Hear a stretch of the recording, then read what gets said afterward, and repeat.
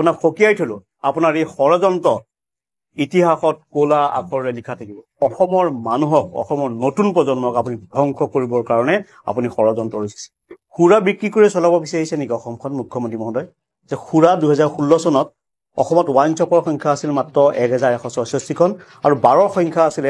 474খন সৰ্বানন্দ সোণোৱাল মুখ্যমন্ত্ৰী হৈ প্ৰথমে বিজেপি চৰকাৰে প্ৰথম 5 বছৰীয়া কাৰ্যকালত 2021 চনলৈকে ৰাজ্যখনত ওয়াইন শ্বপৰ সংখ্যা 1116 খনৰ পৰা বাঢ়ি হৈছিল গৈ 1234 খন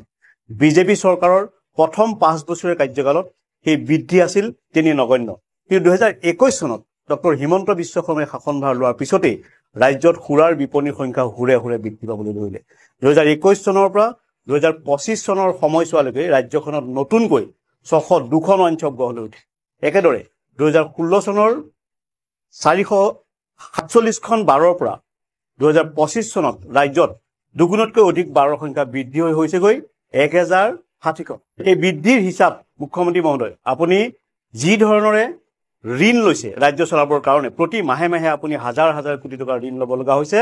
আৰু তাৰ বিপৰীতে আপুনি অসমত খুৰাৰ বিপণীৰ সংখ্যা বৃদ্ধি কৰিছে প্ৰায় 50% খুৰাৰ বিপণীৰ সংখ্যা আপুনি বৃদ্ধি কৰিছে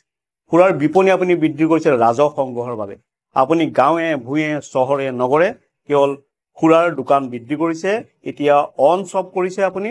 আৰু অসমৰ মানুহক অসমৰ নতুন প্ৰজন্মক আপুনি ধ্বংস কৰিবৰ কাৰণে আপুনি ষড়যন্ত্ৰ ৰচিছে আপুনি খুৰা এভেইলেবল কৰি দিছে আপুনি খোৱা পানী কিন্তু দিব পৰা নাই আপোনাৰ জল জীৱন মিছন ধ্বংস হৈছে এতিয়াও জল জীৱন মিছনত আৰ্ছেনিক পোৱা গৈছে পানীত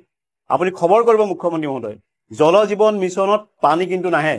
2016 চনত খুৰাৰ পৰা আপোনালোকে লাভ কৰিছিলে 1433 কোটি টকা আৰু 2025 চনত সেই হাৰ বৃদ্ধি হৈ গৈ 4800 কোটি টকা মুখ্যমন্ত্ৰী মহোদয় যোৱা 10 বছৰত খুৰাৰ পৰা লাভ কৰা ৰাজহ বৃদ্ধিৰ হাৰ 235% আপুনি খুৰা বিক্ৰীত কিয় ইমান গুৰুত্ব দিছে আপুনি নিচাযুক্ত সামগ্ৰী বন্ধ কৰাৰ বাবে আপুনি সংকল্প লোৱা বুলি কয় আপুনি ড্ৰাগছ মুক্ত অসম কৰিম বুলি কয় ড্ৰাগছ আৰু মদৰ মাজত কিবা ডিফাৰেন্স আছে নেকি মুখ্যমন্ত্ৰী মহোদয় আপুনি অসমৰ নতুন প্ৰজন্মক নিচাসক্ত কৰিব বিচাৰিছে আপুনি অসমৰ নতুন প্ৰজন্মক নিচাসক্ত কৰি যি মন যায় আপুনি তাকে কৰিব বিচাৰিছে কিন্তু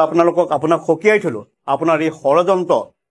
ইতিহাসত ক'লা আখৰেৰে লিখা থাকিব আপুনি এইদৰে যে মদৰ বিক্ৰীৰ সংখ্যা বৃদ্ধি কৰাৰ বাবে ৰাজহ বৃদ্ধি কৰাৰ বাবে আপুনি যে ষড়যন্ত্ৰ কৰিছে নতুন প্ৰজন্মক যে আপুনি ধ্বংস কৰিছে সেই কথা কিন্তু আপোনাক ইতিহাসে কেতিয়াও ক্ষমা নকৰিব আপুনি মনত ৰাখিব আপুনি যিদৰে বৰ্তমান 10,000 কোটি টকাৰ